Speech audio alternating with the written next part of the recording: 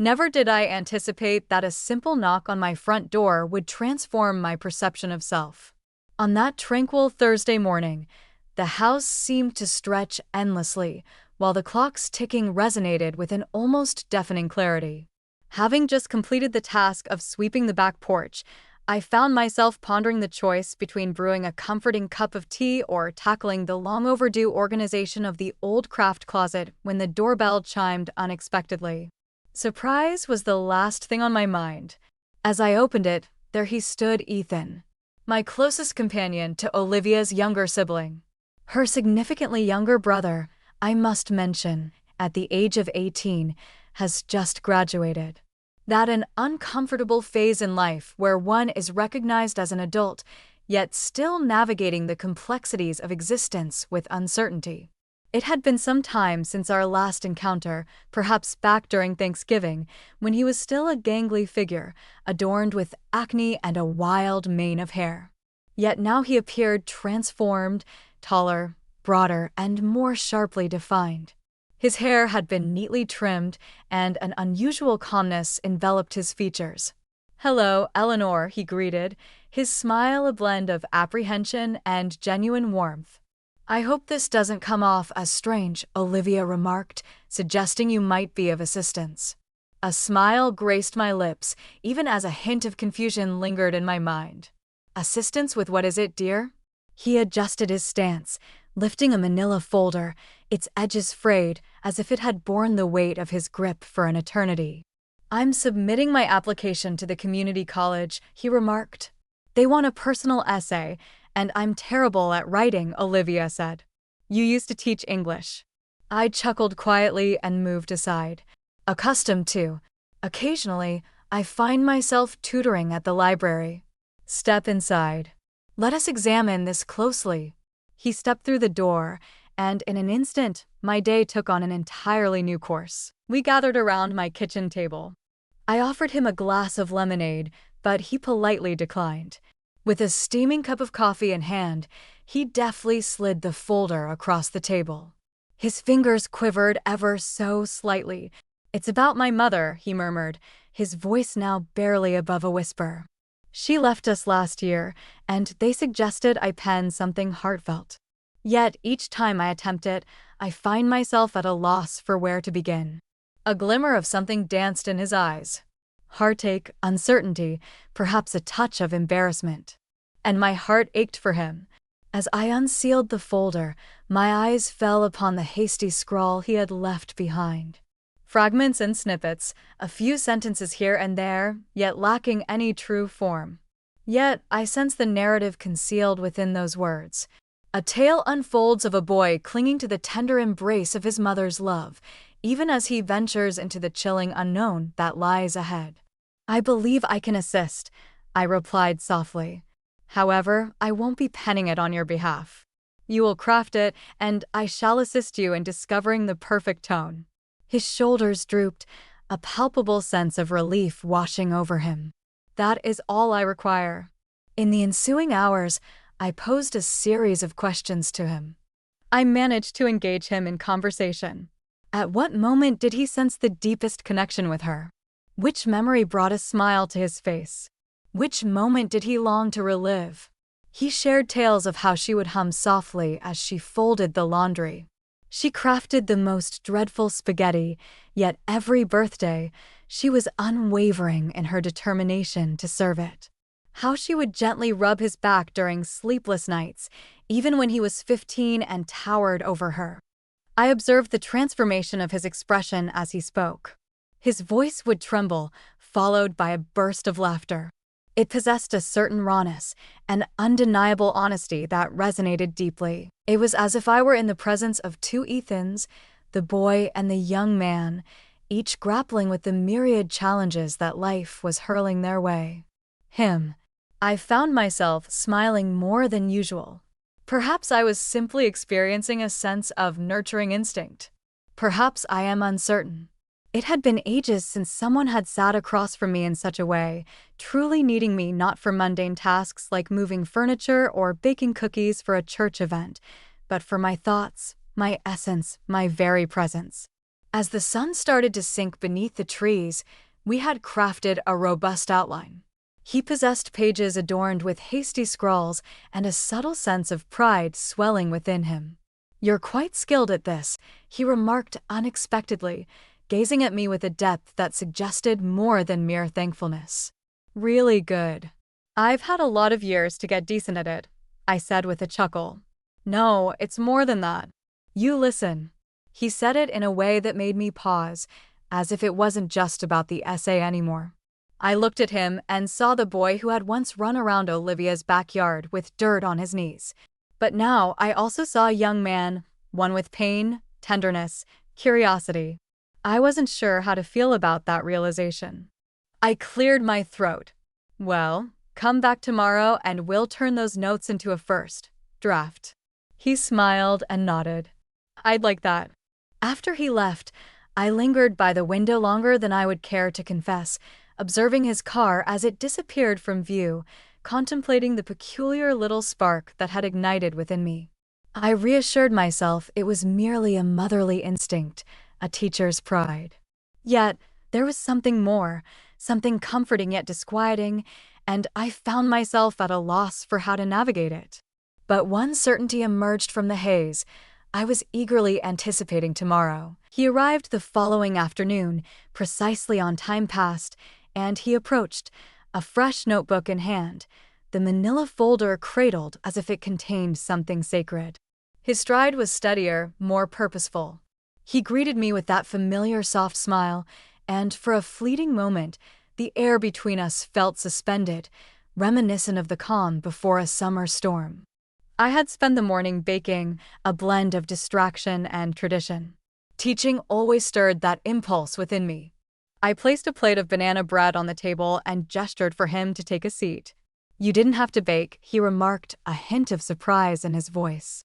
"I know," I said with a shrug, "but sometimes a warm slice makes the words flow more easily."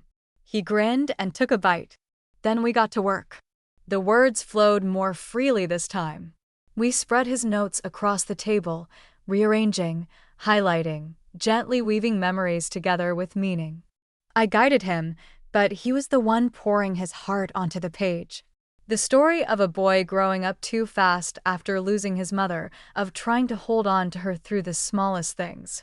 A song, a scent, the way light used to dance across her face. In the mornings, there were moments when his voice wavered. He would pause mid-sentence, jaw tight, eyes shimmering with unshed tears. Each time, I remained still, allowing him the space he needed. I recalled the deep ache of losing someone dear, how it presses against your ribs and lingers behind your eyes for years.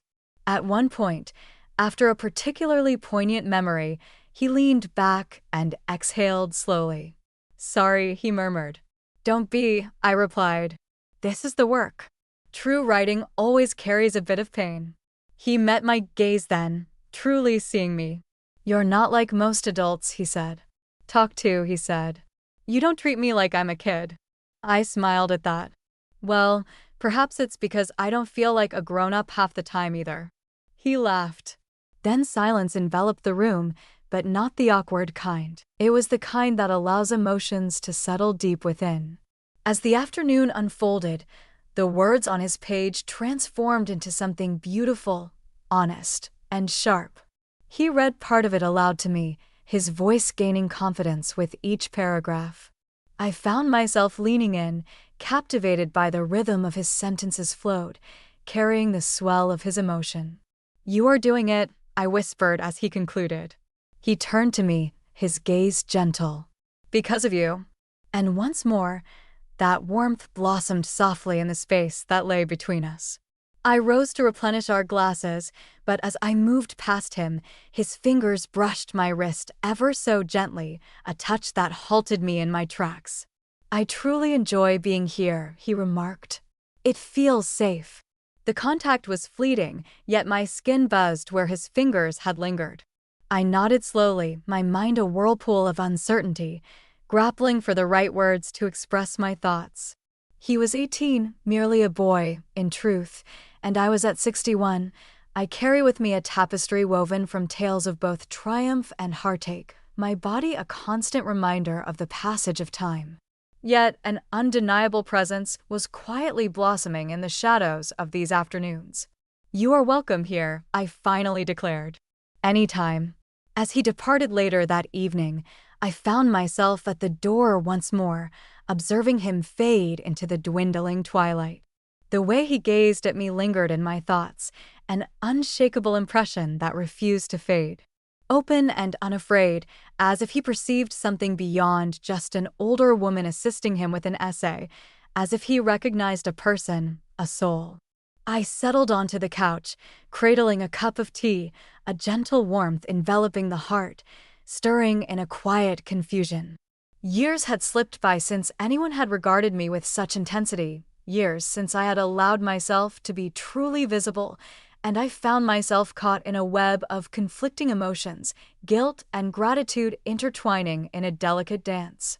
He arrived the following day, unannounced. In the garden, I found myself clad in my most worn gloves, my knees coated in dust from the relentless task of uprooting weeds nestled among the rose bushes. The sun bathed the scene in warmth, gentle yet not overwhelming, and for the first time in weeks, a sense of tranquility enveloped me in my solitude, until the creaking of the gate shattered the stillness. "Eleanor." His voice drifted through the waning afternoon breeze. As I pivoted, my gaze fell upon Ethan, who stood there with a bag casually draped over his shoulder, a hint of nervousness dancing in his smile. "I trust this is acceptable," he remarked hastily. "I simply wish to present to you the final draft." I rose gradually, clearing the dirt from my knees, my heart pounding for reasons I couldn't fully comprehend. "Certainly, you are always invited." We found ourselves outside once more, beneath the delicate trellis I had adorned with fairy lights long ago, in the days when David was still with us. The battery-powered bolts, they had ceased to function long ago, yet I never found the heart to remove them. Their presence lingered in the air, silent yet filled with promise, and I found myself reluctant to let go. Ethan retrieved a handful of meticulously typed pages and offered them to me. In quiet contemplation, I absorbed the words, lifting my gaze only when a particular phrase resonated within me. It was exquisite, poignant, and beyond that, it belonged to him. Each line resonated with his voice, unrefined yet unwavering. A sense of pride swelled within me, a profound and unwavering pride. As I completed my task, I glanced up to discover him already observing me. "You did it," I remarked, setting the pages aside. Softly, "It's breathtaking, Ethan," he said with a radiant smile. Yet it was more than mere pride in his smile. Something else lingered in the air. A gentle tenderness, perhaps a yearning, and it filled me with a touch of fear. "You were the reason I made it this far," he remarked. Prior to this moment, I believed I had nothing of significance to express. "Every individual carries a narrative within," I whispered. "All you sought was an attentive ear." His gaze remained locked onto mine. "Your presence was essential to me." For a fleeting instant, my breath was held captive. Silence enveloped us, with neither of us daring to break it. The wind playfully tugged at a strand of my hair, and I caught a glimpse of his eyes darting toward it before coming back to my visage. "You possess a uniqueness," he remarked with precision. "It's not merely about your knowledge or the assistance you've provided. It's about your essence. I've never encountered anyone quite like you, Ethan." I began to express my thoughts, yet I found myself at a loss for how to conclude. He leaned in a bit, resting his elbows on his knees. "May I pose a question to you?" I nodded. "Do you ever get the sense that, after a certain age, people cease to truly see you?" The question lingered between us, heavy and unyielding, much like a stone cast into tranquil waters. My throat constricted. "All the time," I murmured softly. "They notice the gray hair, the lines, and they cease to see what lies beyond. It's as if you fade into the background." He leaned back, regarding me with a newfound intensity, no longer a student addressing a mentor, nor merely a young man conversing with an older woman. His gaze carried a profound weight, a clarity that pierced through the usual barriers. I see you, Eleanor. Words eluded me. My fingers quivered slightly on the arms of my chair, a vulnerability washing over me that I hadn't permitted myself to experience in years.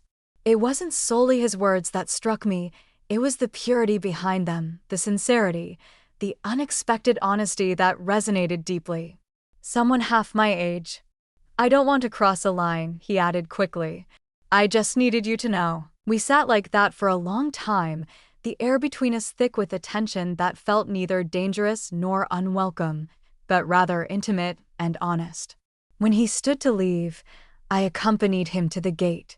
He paused before stepping out, turning to look at me, his eyes conveying something gentle and unresolved. I don't know what this is, he said, but I know it matters to me. And then he left. That night, I settled into my reading chair, a blanket draped over my lap, attempting to unravel the threads of what had transpired, what was unfolding. I wasn't naive. I understood how the world would interpret it, yet within the sanctuary of my own mind, I sensed something awakening within me that had long remained hidden. It wasn't desire. It wasn't mere imagination. It was the sensation of being truly seen, stripped of artifice. It was both frightening and exquisite. The subsequent Saturday, the doorbell chimed just after noon. I had devoted the morning to activities I once relished, lost in thought. Watering the indoor plants, the folding laundry, tidying the corner of the living room that still held David's old records. Yet everything felt different lately, quieter in some respects, louder in others. I opened the door to find Ethan standing there, this time clad in a button-down shirt that hung slightly loose on his frame. He held a small, folded envelope in his hand. I got the acceptance letter, he said, a wide smile spreading across his face. They said the essay was powerful. I chuckled softly, a wave of pride swelling in my chest. That's because it was.